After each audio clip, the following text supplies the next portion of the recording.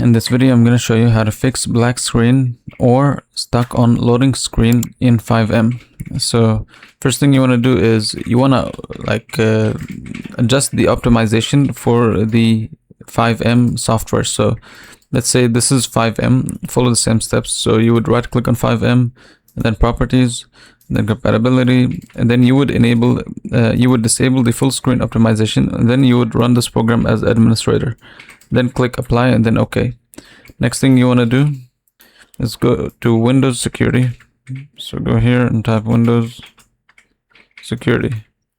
And here check if the Windows Security is blocking it from opening. So you can go to Protection History, and here you can check it. If it's there, you'll be able to restore it. So click Restore to restore it. And you can even disable this Windows Security so it no longer blocks the game from running.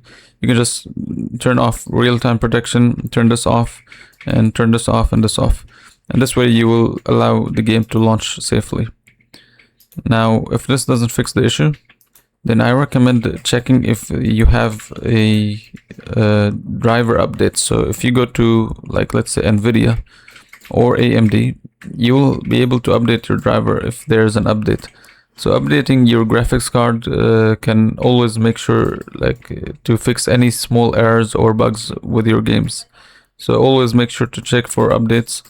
If you have AMD or NVIDIA, whatever driver type, just make sure you are always up to date.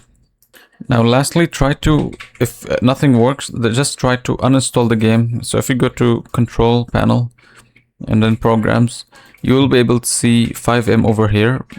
So once you find it, you will just have to uninstall it. Uninstall it and then go back to Google and then reinstall it again.